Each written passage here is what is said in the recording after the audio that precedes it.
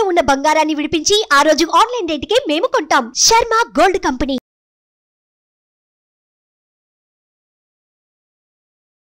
నమస్కారం, నేను మీ జాహ్నవి. మనతో ఉన్నారు ప్రముఖ జ్యోతిష్య వాస్తు పండితులు, అగ్ని ఉపాసకులు, భారతీ శంకరపీఠ వ్యవస్థాపకులు బ్రహ్మశ్రీ అన్నవరపు తిరుపతి మూర్తి అవధాని గురువు గారు. అయితే శ్రావణ మాసంలో ఉన్నాము. శ్రావణ శుక్రవారం వరలక్ష్మి వ్రతానికి ప్రత్యేకమైన విధి విధానాలు ఉంటాయి, చాలా ప్రత్యేకత ఉంటుంది కదా. మరి ఆ వివరాలు ఏంటో గురువు గారి మాటలు అడిగి తెలుసుకుందాం. నమస్కారం గురువు గారు. ఓం శ్రీ మహాగణాధిపతయే నమః. అయితే గురువు గారు, శ్రావణ శుక్రవారం, ముఖ్యంగా వరలక్ష్మి వ్రతం రెండవ శుక్రవారము చాలా ప్రత్యేకము. స్త్రీలందరూ కూడా ఆ రోజు వరలక్ష్మి వ్రతాన్ని జరుపుకుంటూ ఉంటారు. ఈసారి ప్రత్యేకత ఏమైనా ఉందా? అసలు ఈసారి విధి విధానాలు ఎలా చేస్తే మరింత మెరుగైన ఫలితాలు వస్తాయంటారు? తప్పకుండా అమ్మా, ఇటువంటి ప్రశ్నలన్నీ మీరు నన్నే అడుగుతారు. నాక నిదానంగా ఓర్పుగా సహనంగా సమాధానం చెప్పడం ఏమో ఇష్టం ఉండదు. అంటే ఎందువల్ల అంటున్నానంటే అమ్మా, క్రితం సంవత్సరం అంతక్రితం సంవత్సరం అంతక్రితం సంవత్సరం నుంచి నేను చూస్తున్నా. మనము వరలక్ష్మి వ్రతము అని అనగానే ఎక్కడ చేసుకోవాలి?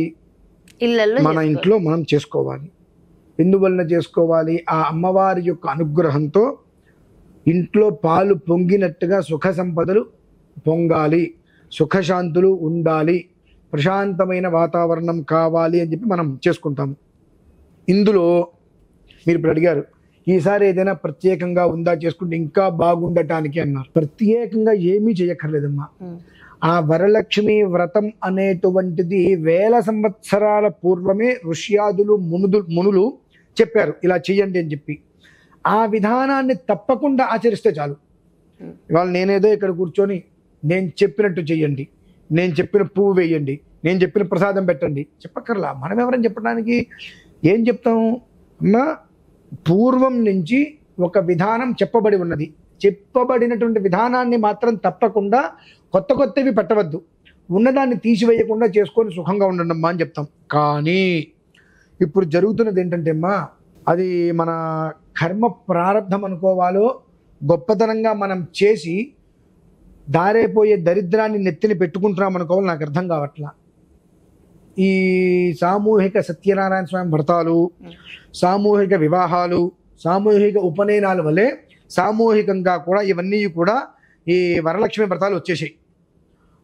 ఏదైనా ఒక మండపం, ఆ మండపంలో ఒక 100 మందిలో 200 మందిలో కూర్చోబెట్టి చేయిస్తున్నారు. అలా చేయకూడదంట. ఎక్కడి నుంచి వచ్చింది అది? మీకు ఏ విధానంలో మీకు అనుసరించింది? అంటే మీకు గొప్పతనం కావాలా, సౌభాగ్యం కావాలా, మాంగళ్య బలం కావాలా, సౌశీల్యత కావాలా, లేదంటే ఓన్లీ మాకు గొప్పతనమే కావాలా? ఏది కావాలి? గృహం వృద్ధి చెందాలి అంటే ఎక్కడ చేయాలి దాన్ని? అంటే వరలక్ష్మి వ్రతం చేసుకుంటున్నప్పుడు వేరే వాళ్ళ ఇళ్ళకి మనం వెళ్ళొచ్చా, వెళ్ళకూడదు అంటారా? మీరు వాయినాలు తీసుకోవడానికి వెళ్ళండి, పిలిచి ఇవ్వండి, దాన్ని నేను కాదనట్లేదండి. ఈ వ్రతాలే తీసుకువెళ్ళి ఎక్కడో ఇంకొక చోట చేయొద్దు అంటున్నా. ఇప్పుడు ఎవరో చెప్తారు, ఫలానా పెద్ద వ్యక్తి వస్తున్నారు, అంత మహా వ్యక్తి, ఆయనకి అంత జుట్టు ఉంది, ఇంత గడ్డం ఉంది, ఇంత పేరు ప్రతిష్టలు ఉన్నాయి, ఆయన ఫలానా చోటు చేస్తున్నారు, అందరూ వరలక్ష్మి వ్రతానికి రండి అని అంటారు. కొంచెం నా చిన్నప్పటి నుంచి నేను చూస్తున్నా కదా, వరలక్ష్మి వ్రతం అని అంటే ఖచ్చితంగా అందరూ ఇంట్లోనే, ఎవరింట్లో వారు చక్కగా మామిడి బండలు కట్టుకొని అమ్మవారిని అలంకారం చేసుకుంటున్నారు. ఏ గుళ్ళో కూడా, ఇంటి ఎదురుగుండా ఉన్న గుళ్ళో కూడా వెళ్ళి వరలక్ష్మి వ్రతాలు ఎప్పుడు చెయ్యలేదు. ఇవాళ ఎలా దీన్ని చేస్తున్నారు, దీనికి ప్రమాణం ఏదైనా ఉన్నదా అనేటువంటి విషయం తెలుసుకునే ప్రయత్నం చేస్తున్నారా? కిందసారి కూడా ఎక్కడో ఒక కళ్యాణ మండపం దాంట్లో చాలామంది, నాకు అనిపించింది, ఏం కర్మ భగవంతుడా, సుఖానున్న ప్రాణాన్ని దుఃఖాన్ని పెట్టుకోవడం కాకపోతే ఏంటి దౌర్భాగ్యం అనుకుంటా.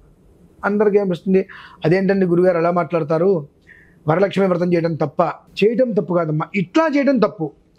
ఎందుకంటే నీ ఇంటిని, నీ గృహాన్ని నిలబెట్టేటువంటిది, వరాలు ఇచ్చేటువంటిది, కుటుంబ సమేతంగా చక్కగా కూర్చొని నిర్వహించేటువంటిది వరలక్ష్మి వ్రతం.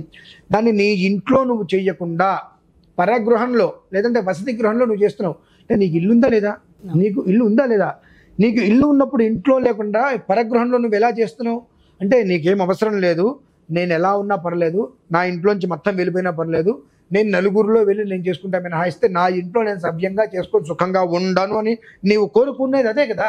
అయితే గురుగారు అసలు వరలక్ష్మి వ్రతం వెనుకున్న అసలు ఆంతర్యం ఏంటి? వరలక్ష్మి వ్రతం అనేటువంటిది మనకు చెప్పబడింది కదండి, అంటే వరములు సంప్రాప్తము చేసేటువంటిది. ఇంకా దాని గురించి మనం చెప్పుకుంటూ వెళ్ళాలి అని అంటే నాకు మీరు ఇచ్చే సమయం నేను చెప్పే సమయాలు రెండు సరిపోవు. అంటే వరములు మీరు నేను ఆయన ప్రతి ఒక్కరూ కూడా సాగ్ర వర్ష శతపర్యంతం సుఖేన జీవన సిద్ధ్యర్థం. సాగ్ర వర్ష శతం, వర్షం ఉంటే సంవత్సరం, శతం అంటే 100, అంటే బ్రతికినంత కాలము కూడా 100 సంవత్సరాలు కూడా సుఖవంతమైన జీవితం ఎప్పుడూ కూడా 10 మందికి పెట్టి మనం తినేటువంటి స్థితి. అంతకన్నా మూలం ఏమిటి అంటే వరలక్ష్మి వ్రతం అనేటువంటిది కల్పసూత్ర విహితానుసారంలో చెప్పబడిన రీతిగా మనం చేశాము అంటే మన చెయ్యి ఎప్పుడు కూడా ఇలా ఉంటుంది మినహాయిస్తే ఇలా రానివ్వవద్దు అని అమ్మవారిని కోరుకోవటం, వేడుకోవడం. ఇలా అంటే మనం అడుక్కోవటమే, అడగటం. ఇలా అంటే ఎప్పుడూ కూడా మనం పెట్టేటువంటి స్థితిలో మాత్రమే ఉండే స్థితి. నాకు అటువంటి వరాన్ని ఇవ్వు తల్లి అని అవి మనం అడగటం. అది మన గృహంలో పెట్టుకుంటున్నప్పుడు ఏ గృహంలో అయితే చేస్తున్నామో ఆ గృహం అనేటువంటిది అపారమైనటువంటి ధన కనక వస్తు వాహనాది పుత్రపుత్ర ధేనుకాంచలాన్ని అన్నీ కూడా అభివృద్ధి చెందాలి తల్లి అని మనం కోరుకుంటాం. కానీ మన గృహాన్ని వదిలిపెట్టేసి పరగృహమునందు వసతి గృహం నందు మనం చేస్తున్నాము అంటే మనకు కళ్ళు నెత్తికెక్కినవి అనుకోవాలా, అహంకారం పెరిగింది అనుకోవాలా, లేదంటే కనుక ఐశ్వర్యం అనేటువంటిది మన దగ్గర నుంచి వెళ్ళిపోయేటువంటి స్థితి మనకు కనిపించి మనం ఆ పని చేస్తున్నాం అనుకోవాలా. అలాగే గురువుగారు తాంబూలం ఇచ్చే విధి విధానంలో కూడా అనేక రకాల రిటర్న్ గిఫ్ట్లు ఇస్తున్నారు, అది అలా ఇవ్వవచ్చు అంటారా? అంటే నేను రీసెంట్గా ఒక 5-6 రోజుల క్రితం ఇదే డిస్కషన్ వచ్చింది. ఎవరో ఒకళ్ళ ఇంటికి ఏదో వెళ్తున్నాము వెళ్తూ వాళ్ళకి నేను గిఫ్ట్ తీసుకెళ్తాము అన్నారు. గిఫ్ట్ తీసుకెళ్తాం అంటే వెళ్తూ ఈ శ్రావణవాసం వ్రతాలలో వరలక్ష్మి వ్రతాలలో ఇలా ఏంటి అనగానే గురుగారు మీరు ఏమనుకోకండి మీకు లౌక్యం తెలియట్లేదు అన్నారు. ఏంటమ్మా అంటే వాళ్ళు ఏదైనా ఒక వ్రతం చేసుకుంటున్నారప్పుడు వాళ్ళు వాయనం ఇస్తే మనం వాళ్ళకి ఏదైనా రిటర్న్ గిఫ్ట్ ఇస్తేనే మన గొప్పతనం అక్కడ ఉంటుంది. మనం ఇంతటి వాళ్ళమని తెలుసుకోవాలంటే మనం వాళ్ళకి ఏదైనా రిటర్న్ గిఫ్ట్ ఇవ్వాలి, మనం ఇవ్వాలి, మరి వాళ్ళు కూడా తాంబూలంతో పాటు అదే అంటున్నా. అసలు పసుపు కుంకుమ ఇవ్వాల్సిన తాంబూలాలు పోయినాయి, దానికి ఏవో వెండి గిన్నెలు ఏవో రకరకాలవి ఇస్తున్నారంటే అక్కడ ఏంటి వరలక్ష్మి వ్రతం అనేటువంటిది వాస్తవాన్ని పక్కన పెట్టేసేసి వైభవ వ్రతం చేస్తున్నారు. వైభవ లక్ష్మి కాదమ్మా, వైభవం, కేవలం వైభవం మాత్రమే ఇక్కడ కనిపించాలి, నేను ఇంత, నా విధానం ఇంత అనేటువంటిది కనిపించాలని చెప్పి చేస్తున్నారు. అదే నాకు ఇప్పుడు మీరు అడిగితే నాకు అదే గుర్తొచ్చింది. రిటర్న్ గిఫ్ట్ వాళ్ళు వాయనంగా ఏదైనా ఇచ్చినప్పుడు రిటర్న్ గిఫ్ట్ ఇస్తేనే మన వాల్యూ పెరుగుతుందండి. అక్కడ లేదంటే మనకి వాల్యూ ఇవ్వరండి అన్నారు. అంటే అక్కడ అమ్మవారి విధానం కన్నా నీకు వాల్యూ ఇంపార్టెంట్ అయిందా, నీ వాల్యూ పట్టుకొని వేలాడుతుంది జీవితకాలం అంతే.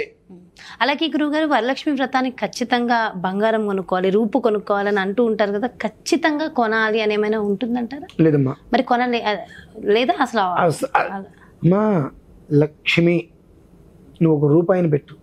ఇప్పుడు మనం ఏం చెప్తున్నామనంటే అందులో కథ అనేటువంటిది దాని విధానం జాగ్రత్తగా చూసుకున్నట్లయితే కలశ స్థాపన చేసేటప్పుడు ఏమంటున్నారు అక్కడ బంగారపు చెంబు పెట్టు, వెండి చెంబు పెట్టు, రాగి చెంబు పెట్టు, ఇత్తడిది పెట్టు, శక్తి లేదు మట్టిది ముంత ఉంటుంది అదైనా పెట్టు అని అంటున్నారు. అంటే మట్టిలోంచి బంగారం వచ్చేది, మట్టి కలశమైనా నువ్వు పెట్టు అని అంటున్నారు. ఖచ్చితంగా నువ్వు ఆ రూపు కొనాలి అనేటువంటి రూలు శాస్త్రం ఎక్కడా కూడా లేదండి. అమ్మవారి యొక్క రూపు అనేటువంటిది మనకు కావాలని కోరుకుంటాం కాబట్టి, మెడలో కట్టుకోవాలనుకుంటాం కాబట్టి ఆ రోజు నాడు కొనుక్కొని అక్కడ అమ్మవారి దగ్గర పెట్టి కట్టుకుంటున్నారు. నీ మెడలో ఉన్నది 4 రూపులు ఉన్నాయి, ఆ 4 రూపులు శుభ్రంగా కడిగి, బంగారానికి ఎప్పుడూ దోషం ఉండదు. స్వర్ణం పవిత్రమమలం స్వర్ణం పాప ప్రణాశనం. బంగారం అనేటువంటిది మన ఒంటి మీద ఉంది అంటే ఎప్పటికప్పుడు చేసిన పాపాలను అది హరిస్తూనే ఉంటుంది. ఆ బంగారాన్ని శుభ్రంగా కడిగి అక్కడ పెట్టి మళ్ళీ దాన్ని అర్చన చేసి మెళ్ళ వేసుకోవచ్చుగా. బంగారం కొనాలి అనేటువంటిది ఎక్కడా లేదండి. ఎందువల్లంటే మీరు అడిగిన ప్రశ్న చాలా ఉత్తమం. కొంతమంది అరే నేను వాళ్ళు రూపు కొనలేకపోయిన అమ్మవారికి అని మెంటల్గా, అస్సలు అటువంటి ఆలోచనే లేదమ్మా. నువ్వు గాజు పెట్టు, అంటే సౌభాగ్యానికి సంబంధించినటువంటి వస్తువు ఏదైనా పెట్టు. అక్కడ పసుపు కుంకుమ గాజులు, మట్టి గాజులు పెట్టుకో, మట్టెలు పెట్టు, ఏదైనా నువ్వు అక్కడ పెట్టు. లక్ష్మీ రూపమే కదమ్మా ప్రతి ఒక్కటి. ఆ లక్ష్మీ రూపంగా భావించిన వేది పెట్టినప్పటికీ కూడా నీకు అది ఉపయోగిస్తుంది. లక్ష్మీ రూపంగా కాకుండా నన్ను చూడండి, నా గొప్పతనాన్ని చూడండి అనేటువంటి విధానంలో వెళ్ళారా, అందరూ గొప్పతనాన్ని మాత్రమే చూస్తారు. అమ్మవారు కళ్ళు మూసుకుంటాం. మనం భగవంతుడి దగ్గరికి వెళ్ళి ఇలా కళ్ళు మూసుకుని నమస్కారం చేస్తాం. ఎక్కడికైనా వెళ్తాం, దగ్గరికి వెళ్ళగానే చక్కగా స్వామివారిని ఇలా చూసి నమస్కారం చేయం, ఇలా కళ్ళు మూసుకుంటాం, ఇలా పడు తోసేస్తాడు. స్వతహాగా మనం చేస్తాం. ఈసారి అమ్మవారు ఏం చేస్తుంది, నీ గొప్పతనం నాకెందుకని చెప్పి ఆవిడ కళ్ళు మూసుకుంటుంది. చాలు, ఏం అక్కర్లేదు అంతకు మించి. అయితే గురుగారు ఇంకొక ప్రశ్న ఏంటంటే, వరలక్ష్మి వ్రతాన్ని ఉదయమా సాయంత్రం ఏ సమయంలో చేసుకుంటే ఉత్తమమైన ఫలితం ఉంటుందంటారు? ఉదయం పూట చేసుకోవాలమ్మా. ఉదయం పూట చేసుకుంటే మంచిది. సాయంకాలం కూడా మళ్ళీ పునః పూజ చేస్తూ పూజ ఎట్లాగో చేసుకోవాలి కాబట్టి ఉదయం పూట చేసుకొని దాన్ని జాగ్రత్తగా కాపాడుకుంటూ వచ్చి సాయంత్రానికి పునః పూజ చేసుకోవాలి అంతే. ఉదయం పూట చేసుకోవడం అత్యంత శుభప్రదం. మరి ఉదయం పూట కుదరకపోతే తింటం అనేట్లేదుగా మనం. అంతే, ఆ రోజు ఖచ్చితంగా కుదుర్చుకోవాల్సిందే. ఎంతో అద్భుతమైన విషయ పరిజ్ఞానాన్ని అందించారు గురుగారు. Thank you so much. నమస్కారం. చూసారు కదండి, ఇది మరి వరలక్ష్మి వ్రతానికి శ్రావణ శుక్రవారానికి సంబంధించిన ప్రత్యేకమైన విషయ పరిజ్ఞానం. గురువుగారు మరి మాక్సిమం మనకున్నటువంటి సందేహాలన్నీ కూడా కవర్ అయ్యాయని అనుకుంటున్నాను. ఇంకేమైనా ప్రశ్నలున్నా ఖచ్చితంగా పంపించండి, వాటికి సంబంధించి కూడా మరిన్ని వీడియోల ద్వారా మీకు అందించేస్తాం. మరో ప్రత్యేకమైన కార్యక్రమంతో మళ్ళీ మీ ముందుకు వచ్చేస్తాను. మరి అలాగే మీ యొక్క జాతకానికి సంబంధించి కానీ, లేదంటే మీ ఇంటి వ్యాపార వాస్తుకు సంబంధించి కానీ, అలాగే గురువుగారు లోక సంక్షేమం కోరి ఎన్నెన్నో హోమాలు వ్రతాలు కూడా నిర్వహిస్తూ ఉంటారు కదా, వాటికి సంబంధించిన వివరాల కోసం కూడా క్రింద డిస్ప్లే అవుతున్నటువంటి నెంబర్స్ కి కాల్ చేయండి, డీటెయిల్స్ తెలుసుకోండి. నమస్కారం. సుమన్ టీవీలో మీ పర్సనల్ అండ్ బిజినెస్ ప్రమోషన్స్ కోసం కింది నెంబర్ కి కాంటాక్ట్ చేయండి.